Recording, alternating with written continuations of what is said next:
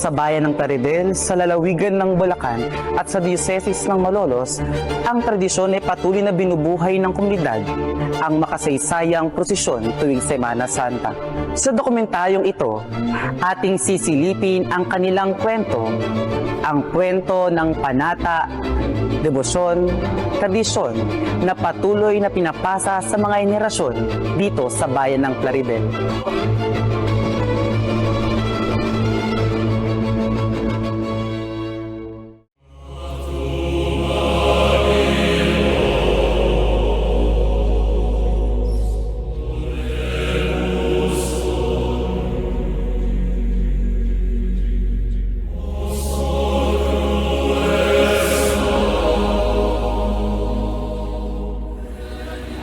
Magandang hapon po. Ako po si Bebe Lolita Cruz.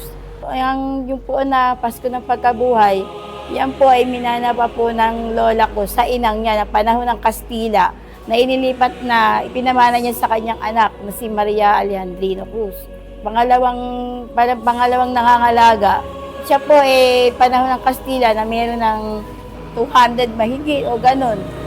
Ngayon, namatay na nga po yung mga matatanda. Ngayon po, kami pong anak ni Diosdado Cruz.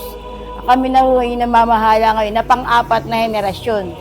Nung mamatay po yung Daisy Cruz, yun po yung pangatong humawak. Ngayon po, pang-apat na po kami. Ngayon kami na po yung tumataguyod na namamahala bilang pagpatuloy yung panata ng Pasko ng Pagkabuhay.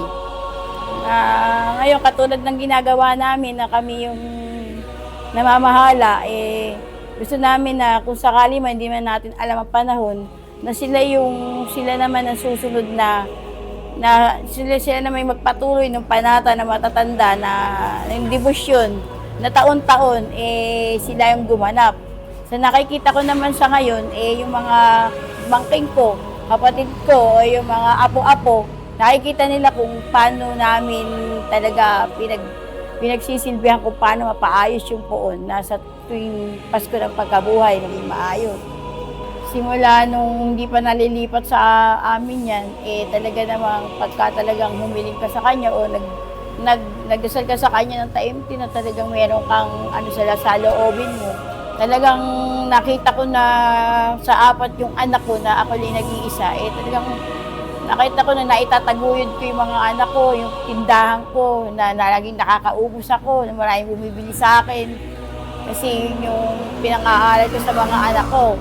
Dahil alam kong ginagabayan niya ako dahil sa tuwing pag napapagod na ako, alam ko yun na pagsasandal lang ako talagang nararamdaman ko sa sarili ko na nawawala yung sakit ng katawan ko, gumiginhawa yung kalooban ko, tapos yung pagod ko nawawala. Yung ibig sabihin para sa akin, ako yung nakakaramdam nun. Sa amin naman, yung damit niya na ngayon, at saka yung pamimili namin ng bulaklak, talagang pinupursige namin na maging press flower dahil minsan lang naman sa taon. Dahil unang-una, ang mga tao, pag sinabing press flower, talagang pagbendisyon, talagang gusto nilang makakuha ng bulaklak na yan. Tapos sa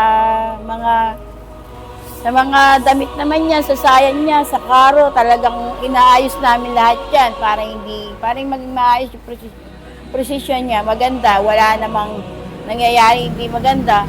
Tapos yung kanyang yung damit niya, ayan, nililinis na mga yan, kanya-kami nilinis. Tsaka yung karo, kanya-kanya kami talagang pakintaban, mga bulaklak. Yung kapatid ko, ang nag-aayos niyo, yung isa kong kapatid, yung Hector, talagang taon-taon. Inaayusan namin to, si Harley, kami. Namimili kami ng bulaklak sa daong madaling araw. Ganun pa man, gusto namin lahat ng tao magkaroon, pero hindi, nauubos lahat. Ganun. Tapos pagdating dito, lahat ng mga nag-uuwian yung mga taga Maynila, yung mga para lang dumali sa kanya at dumali ng madaling araw, alas 3, alas 4, pag-posisyon. Andito silang lahat. Kami naman, yung mga kapatid ko, mamangking ko, hipag ko, talagang pagdating dito, may mga kainan sila. Pagkatapos namin, nandito na kami lahat.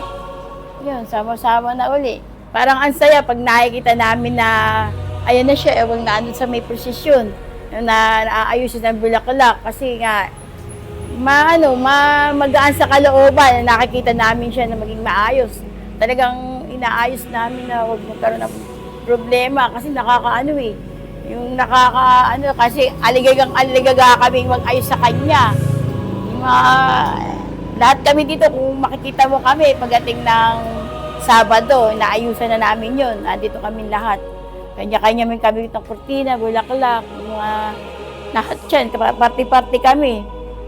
Kundi kung ano man yung araw na nakagis na namin, iyon pa din, maliban na lang po yung karo. Kasi ngayon, medyo maliit na po yung karo namin, kailangan na siguro pa ito. Pero balak nga po namin, pagplanuhan na kung talagang tulong-tulong pa rin kami, magkakaroon siya ng magandang karo. At ito pong pwesto na to talagang, itong pwesto na to talagang, dito talaga siya nakatalaga, kaya lang, hindi pa ho namin, balak ho na magpagawa ng chapel niya. Dahil gusto namin ipagpatuloy yung gusto ng mga matatanda at yung kapatid namin na na si Danilo Cruz. Na talagang pinursige niya na ito na matira tong lupa na to para dito sa aming puon. Ganun. Lalakad pa lang, lalakad na kami, biglang namatay lahat ng ilaw. Wala na kaming mahiraman ng generator nun o maarkila. Kaya ngayon, nung nakaraan, okay naman. Kasi okay na yung generator, talagang as in, maayos na. Yun lang yung naging problema namin dun. Pag sumasapit yung ganitong okasyon na mahal na araw, Pasko ng pagkabuhay, malayo pa lang, nag-uusap na kami kung anong plano, kung anong gagawin. Kuryente, kung ayos ba yung kuryente, yung linya ng mga karo, ganun. Tapos nag-meeting kami kung ano pa yung mga kailangan na para maging maayos yung puon.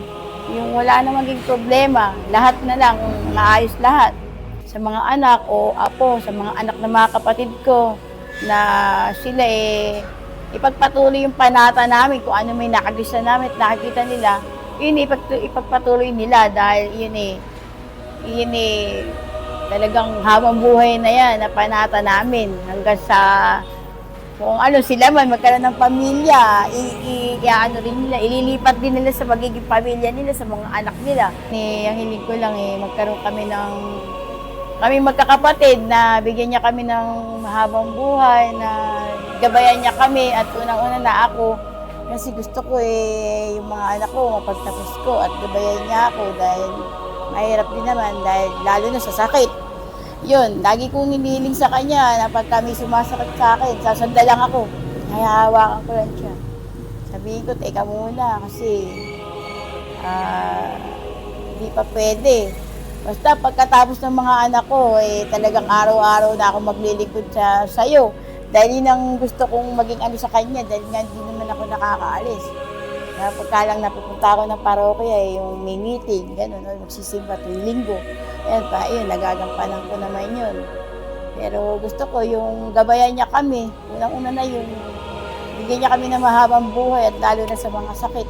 At yung mga anak ko, gabayan niya, mga anak na kapatid ko, gabayan niya lahat. Pero ako, ko na talaga, bait yung po namin yun dahil hindi niya kami talaga pinababayaan. Unang-una na ako dahil talagang nararamdaman ko yun na ginagabayan niya ako, mga anak ko, mga kapatid ko, yan. Basta lahat ng naninilbihan sa kanya, alam ko hindi niya pinababayaan.